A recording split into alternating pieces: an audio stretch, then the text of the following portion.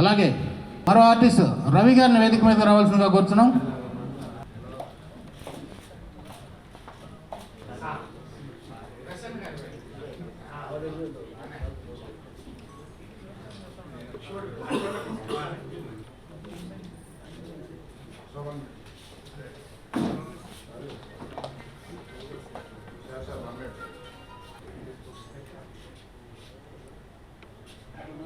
దాని మీద ఈ రోజున పింకీ అనే సినిమా నిర్మించిన నిర్మాత గారు మన గతంలో జనం జరిగింది కదా అని అద్భుతమైన సినిమా తీసిన దర్శక నిర్మాత ఆయన దర్శకుడు అయి ఉండి మరో దర్శకుడికి అవకాశం అంటే అది గ్రేట్ అచీవ్మెంట్గా మనం ఫీల్ అవ్వాలి. ఇకపోతే పింకీ అనే సినిమా గతంలో హిందీలో ఒక సూపర్ హిట్ సినిమా వచ్చిందండి. ఆ టైటిల్తో మళ్ళీ తెలుగులో ఈ సినిమా తీశారు. ఈ సినిమా కూడా అంతా విజయవంతం కావాలని మనస్ఫూర్తిగా కోరుకున్నాం. ఇంక దీంట్లో సుమన్ గారు ప్రధాన పాత్రలో నటించారు కాబట్టి డెఫినెట్గా ఇది అన్ని లాంగ్వేజ్కి ఉపయోగపడే మంచి సినిమా అవుద్దని మనస్ఫూర్తిగా కోరుకుంటున్నా.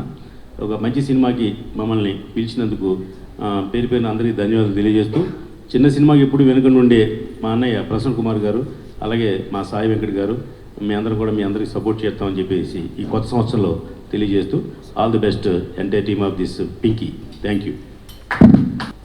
మా శత చిత్ర నిర్మాత రామసత్య గారు,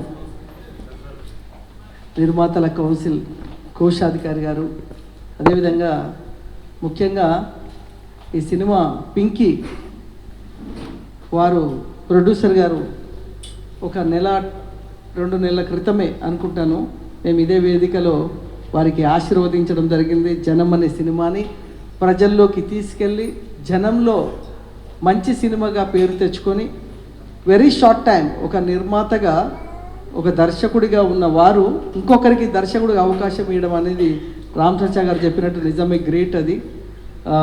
అది ఇవ్వాలంటే చాలా కష్టం. మరి వారి కంగ్రాచులేషన్ రవికుమార్ గారు, శ్రీరపు రవికుమార్ గారు కంగ్రాచులేషన్. సుమన్ గారి యొక్క క్యారెక్టర్ చూసినట్లయితే ఎక్స్ట్రాడినరీగా అనిపిస్తుంది పోస్టర్ పైన. సో చాలా బాగా డిజైన్ చేసారు అనుకుంటున్నాను Ravikumar. So all the best. ఈ సినిమా మంచి పేరు తీసుకొని రావాలి యూనిట్ అందరికీ. మరి Kiran hero, nice, congratulation, all the best. త్వరలో సినిమా కంప్లీట్ అయింది, ఫిబ్రవరిలో రిలీజ్ అని చెప్తున్నారు మా PRO box office Ramesh Kumar గారు. ఆయన ప్రతి సినిమాకి ఆయన బ్యాక్ ఉండి సినిమాని ప్రమోట్ చేయడంలో ఆయన దిట్ట. రమేష్ గారికి మరి అందరికీ ఆల్ ది బెస్ట్ చెప్తూ, మరి ముఖ్యంగా మా వెంకటరమణ గారు పసుపులేటి గారికి మరి ఇలాగే కంటిన్యూ సినిమాలు చేస్తూ జనం లాంటి సినిమా అద్భుతమైన ఒక మెసేజ్ ఓరియంటెడ్ సినిమా ఇచ్చారు. ఓ పింకీ ఇంకా ఎన్నో సినిమాలు వారు నిర్మించారు. ఎందుకంటే సీనియర్, ఆయన చాలా సీనియర్ దర్శకులు, నిర్మాత. ఆయనకి ఇండస్ట్రీలో ఒక సీనియారిటీ తోటి ఇన్ని సినిమాలు ఈజీగా చేయగలరని వారికి మరొకసారి ఆల్ ది బెస్ట్ చెప్తూ thank you very much. Thank you sir. నమస్కారం సార్, నా పేరు రవి అట్లూరి. ఇది నా ఫస్ట్ మూవీ. నాకు డైరెక్టర్ రవి గారు కథ చెప్పినప్పుడు అసలు ఫస్ట్ నేను షాక్ అయ్యాను. ఇందులో నాకు క్యారెక్టర్ పేరు చెప్పి అతను కథ చెప్తున్నప్పుడు, సార్ ఏమన్నా 2 క్యారెక్టర్లు ఉన్నాయా, నాది ఏమన్నా ప్రవీణ్ అని నేను తప్పుగా విన్నానా, ఇంత పెద్ద క్యారెక్టర్ నాకు ఇస్తున్నారు సార్, కొత్త ఆర్టిస్ట్ని కదా. ఫస్ట్ భయం వేసింది సార్. సార్ నాకు చాలా ధైర్యం చెప్పారు, నువ్వే చేయాలి, బాగుంటుంది, చాలా ఫన్ ఉంటుంది, ఈ బాడీ లాంగ్వేజ్ చాలా బాగుంటుంది, అది చేయి అని చెప్పి నాకు బాగా సపోర్ట్ చేశారు సార్. తర్వాత హీరో గారు బాగా హెల్ప్ చేశారు నాకు కంటెంట్లో కూడా, ఇట్లా చేయాలి అట్లా చేయాలని చెప్పి. ఇంకా ప్రొడ్యూసర్ గారు ఈ అవకాశం ఇచ్చినందుకు చాలా థ్యాంక్స్ సార్. డైరెక్టర్ గారు సార్ చాలా థ్యాంక్స్ సార్. నాకు ఫస్ట్ మూవీనే నాకు కొంచెం ఫుల్ లెంత్ క్యారెక్టర్ ఇచ్చారు, బాగా పర్ఫామ్ చేశారు అనుకుంటున్నాను.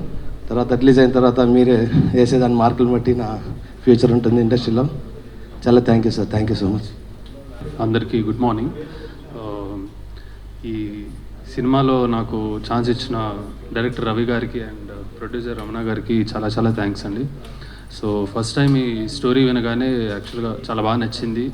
అండ్ యాక్చువల్గా నరేట్ చేసిన విధానం నాకు చాలా బాగా నచ్చింది, రవి గారి నరేషన్ కానీ, అండ్ తీసిన విధానం కూడా అలానే ఉండింది. సో ఈ సినిమా ఎలా ఉంటుంది ఏంటని అంటే థియేటర్స్లో ఆడియన్స్ రెస్పాన్స్ కానీ ఎలా ఉంటుందని నేను చాలా ఎక్సైటెడ్గా వెయిట్ చేస్తున్నాను.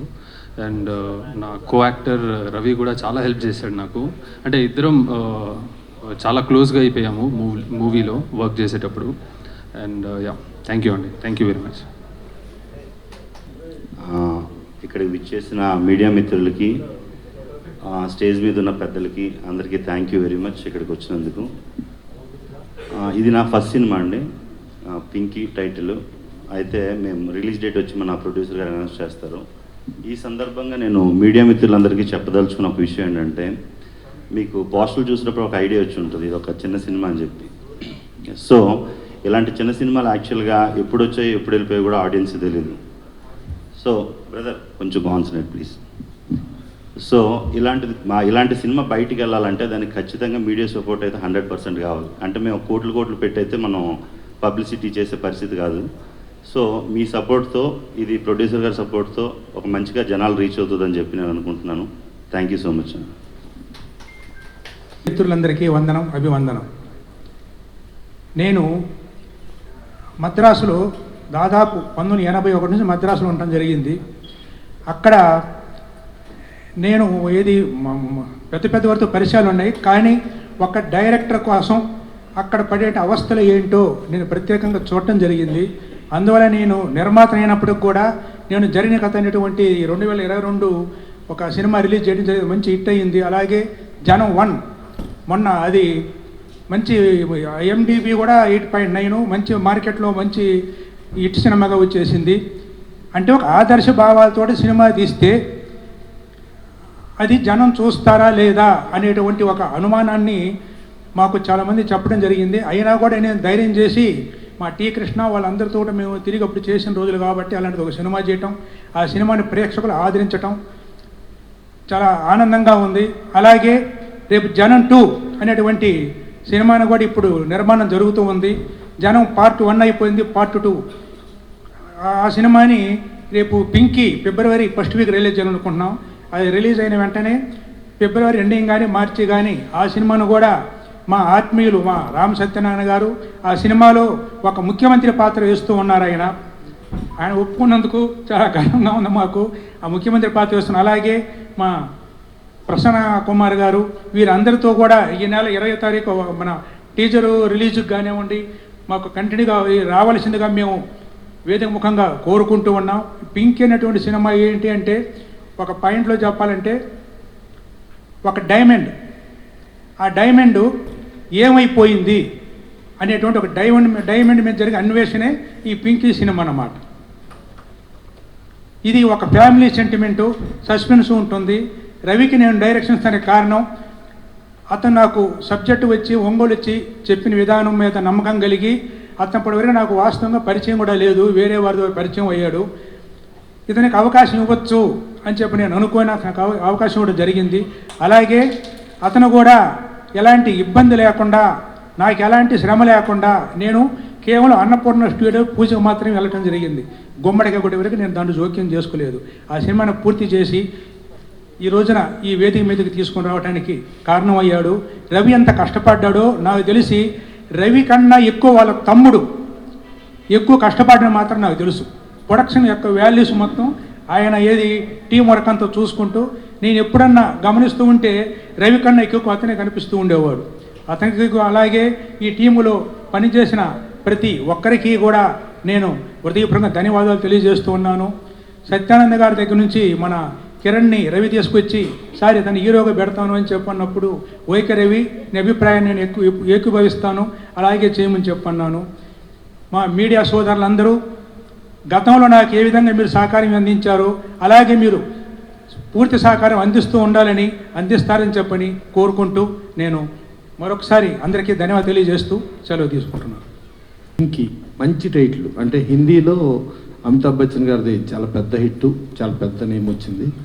అలాగే కన్నడలో పింకీ హెల్లి అనే ఒక సినిమా ఇండియన్ పనోరమాలో సెలెక్ట్ అయ్యి ఇంటర్నేషనల్ ఫిల్మ్ ఫెస్టివల్ గోవాలో కూడా స్క్రీనింగ్ జరిగి వరల్డ్లో నెంబర్ ఆఫ్ ఫెస్టివల్స్లో హైయెస్ట్ అవార్డ్స్ తీసుకున్న సినిమా కన్నడలో పింకీ హెల్లి. ఆ పింకీ అనేది చాలా గొప్ప టైటిల్. అంటే మన ఇళ్లల్లో చాలామంది పిల్లలకు కానీ లేకపోతే చాలా రకరకాల పెట్ డాగ్స్కి కానీ లేకపోతే డైమండ్స్ కానీ అన్నిటికీ ఉండే వాడుక పదం పింకీ. అంటే టైటిల్ ఎప్పుడు కూడా క్యాచీ టైటిల్ ఉంటే ఫస్ట్ హిట్లో అదొక 25 to 30% అది తీసుకుంటుంది. సో అలాంటిది చేశారు. అలాగే పసుపులేటి వెంకటరమణ గారు 2 సినిమాలు చేసి ఇది 3వ సినిమా చేస్తూ ప్లస్ 4వ సినిమా అండర్ ప్రొడక్షన్లో ఉండి, అంటే ఆయనకి పెద్ద పెద్ద సినిమాలు చేయగలిగే కెపాసిటీ ఉన్నా కూడా ఆయన ప్యాషనేట్గా ఒక డైరెక్టర్స్ ఇక్కడ ఉన్న చిన్న చిన్న టెక్నీషియన్స్ పడే ఇబ్బందులు చూస్తూ ఆయన చిన్న సినిమాలు చేయటం అనేది డెఫినెట్గా చెప్పాలంటే ఇండస్ట్రీ పరంగా ఒక అదృష్టం. ఇట్లాంటి వాళ్ళు రావాలి, ఇట్లాంటి వాళ్ళు వస్తేనే ఇండస్ట్రీ బాగుంటుంది. అలాగే రవికుమార్ గారు, సో ఆయన డైరెక్టర్గా పెట్టుకుంటే జనరల్గా ఏంటంటే ఫినిష్ అయ్యే టైంకి డైరెక్టర్కి ప్రొడ్యూసర్కి గొడవలో గోలా ఉంటాం, చాలా చూస్తూ ఉంటాం. అలాంటిది ఒక ప్రొడ్యూసర్ నేను జస్ట్ కొబ్బరికాయ కొడతానికి వెళ్ళాను, తర్వాత మొత్తం డైరెక్టర్ వాళ్ళ తమ్ముడు మొత్తం ఉండే చేసుకున్నారు అని అంటే వాళ్ళు డైరెక్టర్ ఎంత బాధ్యతాయుతంగా ఎంత పర్ఫెక్ట్గా వ్యవహరించాడో అర్థమవుతుంది. వాళ్ళ తమ్ముడు వాళ్ళ ఫ్యామిలీ పరంగా వాళ్ళు ఎంత సపోర్ట్ చేశారు అనేది అర్థమవుతూ ఈ ఇవాళ దీనిలో ప్రొడ్యూసర్ డైరెక్టర్ని మెచ్చుకుంటున్నాడు అని అంటే డెఫినెట్గా ఇలా మెచ్చుకునేటట్టు ఉంటేనే ఇండస్ట్రీ. ఒకప్పుడు పాతకాలంలో ఆ పద్ధతిలో ఉండేది. మనకు దొంగరావుడు సినిమా అప్పుడు డైరెక్టర్ కేవీ రెడ్డి గారి రెమ్యునరేషన్ ₹1,00,000, అక్కినే నాగేశ్వరరావు రెమ్యునరేషన్ ₹20,000. అప్పుడు 6 లక్షల్లో సినిమా తీస్తానని 6,25,000 చేస్తే అప్పుడు కేవీ రెడ్డి గారు నాకు 1,00,000 వద్దండి, నా ఆ 25,000 తగ్గించి 75,000 ఇవ్వండి అనేది ఒక సిస్టమేటిక్ పద్ధతిగా ఉండే ఆ రోజుల్ని మళ్ళా గుర్తు చేస్తూ ఇవాళ ఈ డైరెక్టర్ వ్యవహరించిన విధానం ఆ పద్ధతిలో ఉంది. అలాగే హీరో చూస్తూ ఉంటే అతన్ని ఒక షేప్లో చూస్తే విజయ్ ఆంటోనీ లాగా ఉన్నాడు, ఒక షేప్లో చూస్తే అరుణ్ విజయ్ లాగా ఉన్నాడు. ఆ ఫీచర్స్ ఉన్నాయి, ప్లస్ వాళ్ళిద్దరికంటే మంచి హైట్ ఉన్నాడు. డెఫినెట్గా ఫ్యూచర్ చాలా ఉండి అతను సక్సెస్ఫుల్ హీరోగా అవుతాడు అనుకున్నాం. సరే ఆ పక్కన ఇంకొక ఆర్టిస్ట్ ఆయన కూడా ఇంట్రడ్యూస్ చేస్తే ఆయన అదే తమిళ సినిమాలో కామెడీలో ఇవాళ నెంబర్ 1గా ఉన్నాడు, ఆ గెటప్లో ఉన్నాడు. డెఫినెట్గా ఆ రేంజ్కి ఎదగాలని కోరుకుంటూ ప్లస్ మోర్ ఓవర్ పిఆర్ఓగా బాక్స్ ఆఫీస్ రమేష్ గారిని పెట్టుకుంటే మనకి ఎదురుగుండా ఛానల్స్ ఇది కెమెరాలు చాలా ఎక్కువ తెప్పించగలిగాడు. అదే కాకుండా ఒక యాంకర్ బిల్లును కూడా మాకు కాపాడుతూ మా ప్రొడ్యూసర్లకు ఉపయోగపడుతూ యాంకర్గా కూడా వ్యవహరిస్తున్నాడు. డెఫినెట్గా థ్యాంక్ యూ రమేష్ గారు.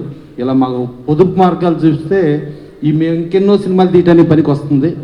సో ఇట్టా ఈ సినిమా సక్సెస్ అయితే ఇంకెన్నో సినిమాలు చేయగలిగిన పసుపులేటి వెంకటరమణ గారు కనీసం ఇలాంటివి మళ్ళీ గౌక్కుని ఏదో పెద్దయ్య అని అనుకున్న ఇలా చేస్తూ ఎంతోమంది ఆర్టిస్టులకి టెక్నీషియన్స్కి వాళ్ళందరికీ కూడా ఒక లైఫ్ ఇస్తూ ఇట్టా ఒక 100 సినిమాలు పూర్తి చేయాలని మనస్ఫూర్తిగా కోరుకుంటూ ఈ సినిమా మంచి సక్సెస్ అవ్వాలని, ఇలా సక్సెస్ అవ్వటానికి మీడియా ప్రధాన పాత్ర డెఫినెట్గా మీడియా ప్రమోట్ చేసి చేయాలని చెప్పి కోరుకుంటూ ఈ రాబోయే సంక్రాంతి కానీ రాబోయే రిపబ్లిక్ డే శుభాకాంక్షలు తెలియజేస్తూ అందరూ బాగుండాలి, అందరితో మనం బాగుండాలి అనేది ఇండస్ట్రీ నినాదంగా ఉండాలని కోరుకుంటూ సెలవు తీసుకుంటాం. Thank you sir. రికార్డింగ్ ఇచ్చింది ఆయనే. యాక్చువల్గా చెప్పాలంటే మణిశర్మ గారు రీ రికార్డింగ్లో ముఖ్య భూమిక ఆయన వహించేవారు. చిన్న రీ రికార్డింగ్ కానీ చిన్న మ్యూజిక్ అంటే కూడా చాలా పెద్ద క్రేజ్. అట్లాంటి చిన్న కూడా దీంట్లో ఉన్నాడు. Thank you.